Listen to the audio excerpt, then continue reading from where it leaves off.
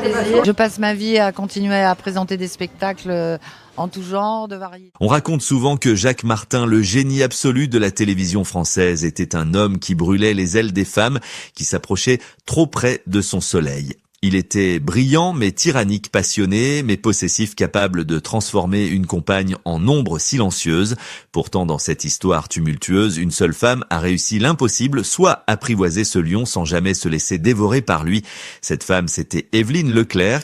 Bienvenue sur Icône en silence pour ce deuxième chapitre consacré aux secrets les mieux gardés de nos légendes. Si vous pensiez tout savoir sur la dame de cœur de Tournai-Manège, préparez-vous à découvrir une toute autre réalité, car derrière le sourire de la présentatrice se cachait une femme qui a dû lutter pour protéger son cœur de l'homme le plus puissant du petit écran. Pendant plus de 40 ans, une rumeur tenace a circulé dans les couloirs des studios parisiens et les dîners mondains. On murmurait qu'entre Jacques Martin, l'empereur du dimanche après-midi, et Évelyne Leclerc, que la fiancée des Français, il y avait bien plus qu'une simple amitié professionnelle. Ils étaient inséparables, complices et connectés par un lien invisible qui semblait défier le temps et les mariages successifs de l'un et de l'autre. Mais pourquoi deux êtres qui semblaient si parfaitement assortis n'ont-ils jamais officialisé leur union ? Pourquoi Évelyne, qui cherchait désespérément l'amour, a-t-elle toujours gardé une distance de sécurité avec l'homme qui la comprenait le mieux ? Aujourd'hui, alors qu'Évelyne nous a quittés, en emportant avec elle ses derniers mystères, il est temps de lever le voile sur cette relation hors norme qui a défini toute sa carrière. Ce n'est pas une histoire d'amour classique avec un début et une fin, c'est le récit d'une fascination mutuelle et d'un danger imminent, car Évelyne avait compris une chose que les autres femmes de Jacques n'avaient pas vue. Elle savait que pour rester dans la lumière de ce génie complexe sans se brûler, il fallait accomplir un acte de courage inouï. Elle détenait un secret, une décision prise lors d'une nuit décisive à ses débuts, qui a changé le cours de son destin. Mais pour comprendre la nature de ce refus qui l'a sauvée, il nous faut revenir à la genèse de leur rencontre, quand une jeune hôtesse de l'air naïve a croisé le regard du maître qui voulait faire d'elle sa créature. Pour comprendre l'intensité du lien qui unissait ces deux êtres, il faut remonter au tout début, à la fin des années 60, sous le ciel azur de Nice. À cette époque, Évelyne Leclerc n'était pas encore la grande dame de la télévision que la France allait adorer. Elle était une jeune hôtesse d'accueil à la beauté fraîche et à la naïveté touchante qui rêvait peut-être de lumière mais qui ignorait tout des pièges du métier. C'est là que le destin a pris le visage de Jacques Martin. Il était déjà une star, un homme d'une culture immense et d'un charisme foudroyant. Quand son regard s'est posé sur Évelyne, il n'a pas seulement vu une jolie fille de la Côte d'Azur, il a vu une matière brute, un diamant qu'il pouvait tailler à sa guise. Comme Pygmalion, dans la mythologie grecque, Jacques a décidé qu'il allait façonner cette jeune femme pour en faire l'icône parfaite. La relation qui s'est nouée entre eux dépassait largement le cadre professionnel classique. Jacques Martin a pris Évelyne sous son aile protectrice mais aussi dominatrice. Il lui a tout appris avec une exigence qui frisait parfois l'obsession. Il lui a enseigné comment poser sa voix, comment capturer la lumière et comment séduire une caméra sans jamais se laisser intimider.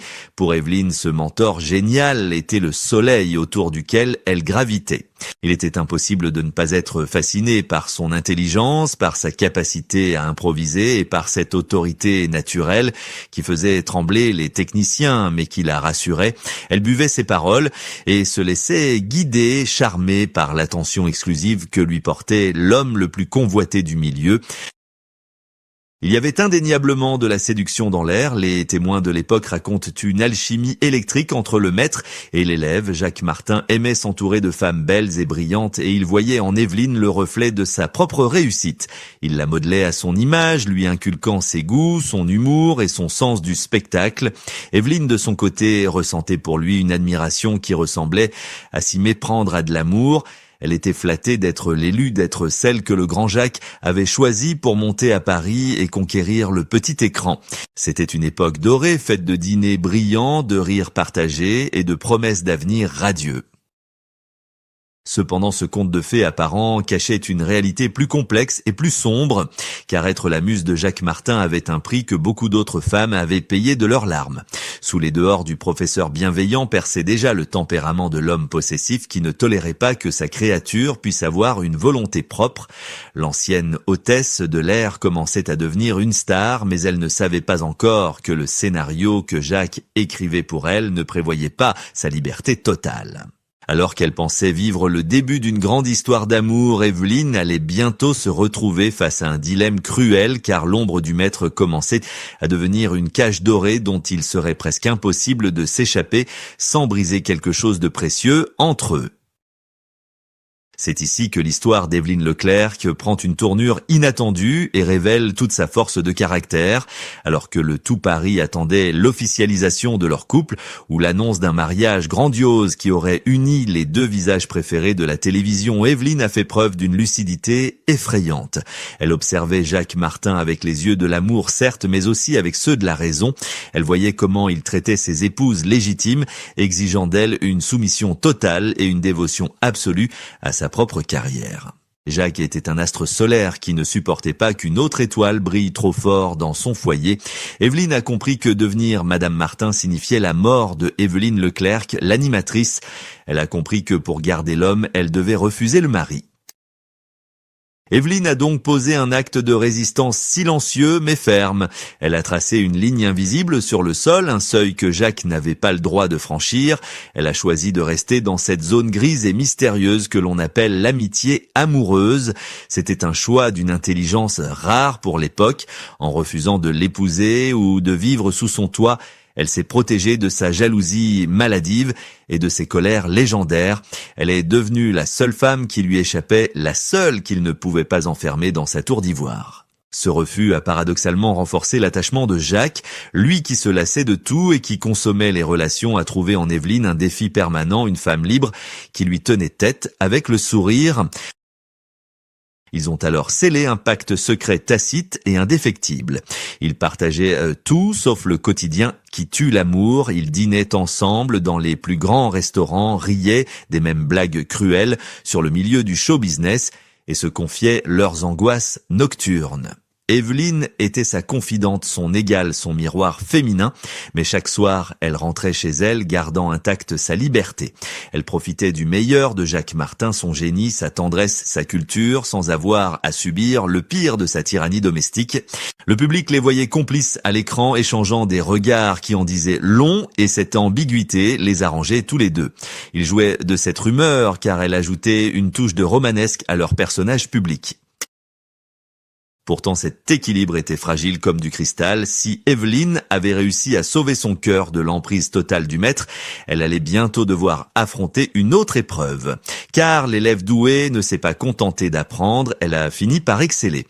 Au milieu des années 80, avec le succès phénoménal de Tournée-Manège, la popularité d'Evelyne a commencé à rivaliser avec celle de Jacques. L'homme qui l'avait créé regardait désormais sa créature voler de ses propres ailes et parfois voler plus haut que lui.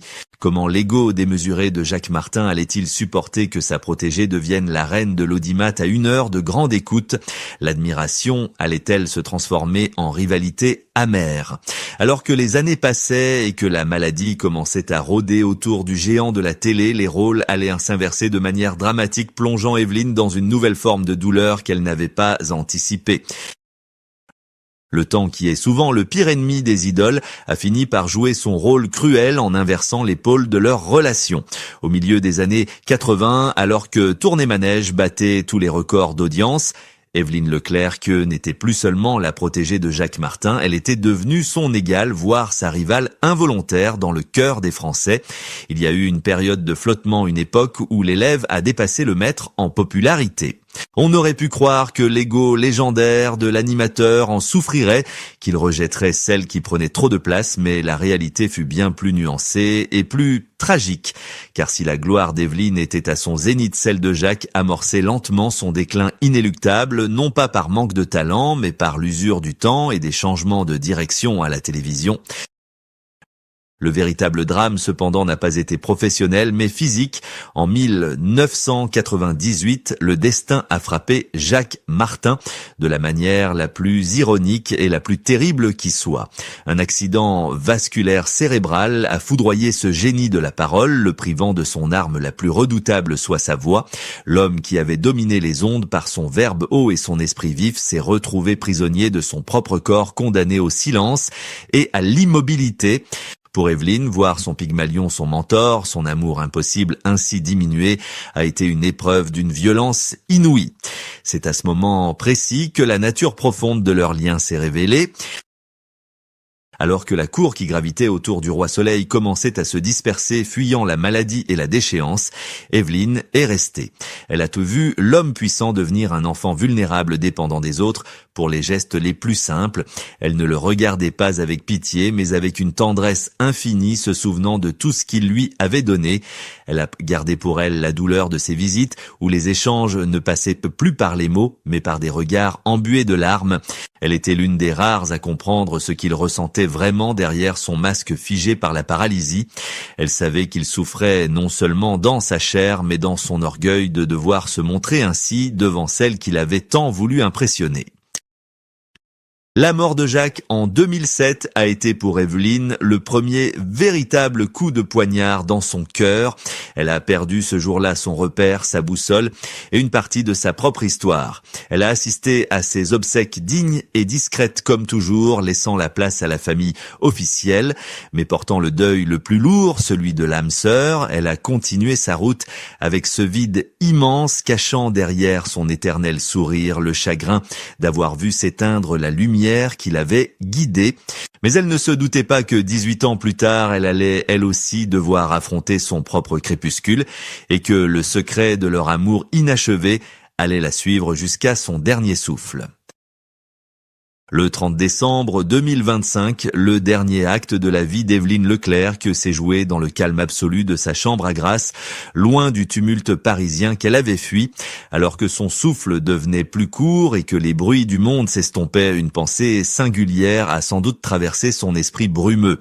On dit souvent que l'on revoit le film de sa vie au moment de partir, mais pour Evelyne, ce film avait un acteur principal qui n'était ni un mari officiel, ni un amour de passage. Dans ses ultimes secondes de conscience, ce n'est pas la gloire de tourner manège qui est venue la réconforter, mais le souvenir d'une voix familière, une voix puissante et moqueuse qui s'était tue 18 ans plus tôt. Le plus grand secret qu'Evelyne a emporté dans sa tombe n'était pas une rancune ou une désillusion, mais une certitude amoureuse qu'elle n'avait jamais osé formuler à voix haute. Elle a vécu ces dernières années dans une solitude affective, choisie peut-être parce qu'au fond d'elle, aucun homme ne pouvait rivaliser avec le fantôme de Jacques Martin. Elle avait passé sa vie à chercher l'amour sur terre en essayant de construire des foyers conventionnels, mais son âme était restée attachée à celui qui l'avait faite reine. La maladie et la souffrance physique qui ont marqué sa fin de vie n'étaient que le prélude à une libération attendue. Elle savait quelque part qu'il l'attendait de l'autre côté du miroir, probablement impatient de lui faire une remarque cinglante sur son retard ou sur sa tenue. On peut imaginer que lorsque le noir s'est fait, ce n'était pas le néant qu'elle a trouvé, mais une lumière de studio éblouissante. La mort pour ces deux bêtes de scène ne pouvait être qu'un nouveau spectacle, une émission éternelle dont ils seraient enfin les seuls présentateurs. En fermant les yeux, Evelyne a finalement accepté ce qu'elle avait refusé toute sa vie sur Terre. Elle a accepté de rejoindre Jacques pour toujours, sans barrière, sans peur et sans l'ombre menaçante de son ego. Ce n'était pas une fin triste, c'était des retrouvailles. Le couple mythique que la télévision n'avait jamais réussi à marier officiellement allait enfin être uni dans l'au-delà pour une danse sans fin. Le tourné-manège de la vie s'était arrêté pour elle, mais le vrai manège, celui des âmes sœurs qui se retrouvent, ne faisait que commencer. Au terme de ce voyage intime, il nous reste une leçon essentielle que la vie d'Evelyne Leclercq nous a enseignée avec élégance. C'est que les plus grandes histoires d'amour ne sont pas toujours celles qui finissent par un mariage ou qui s'étalent sur les couvertures des magazines. Parfois, l'amour le plus pur et le plus durable est celui qui sait rester dans l'ombre, celui qui accepte de ne pas porter de nom pour ne jamais être brisé par les conventions.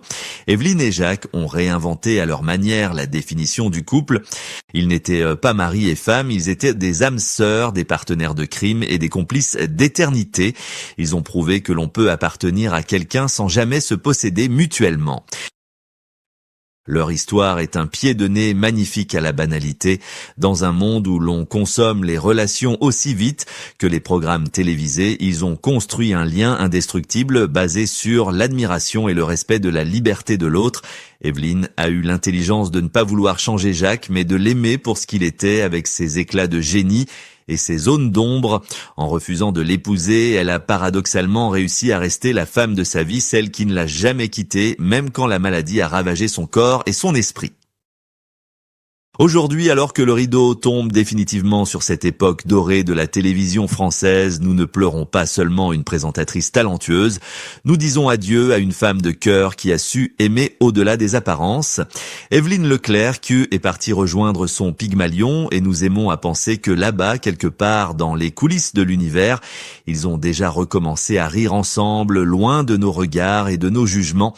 Merci madame pour votre lumière et pour cette leçon d'indépendance. C'était l'histoire secrète d'Evelyne et de Jacques sur Icônes un silence.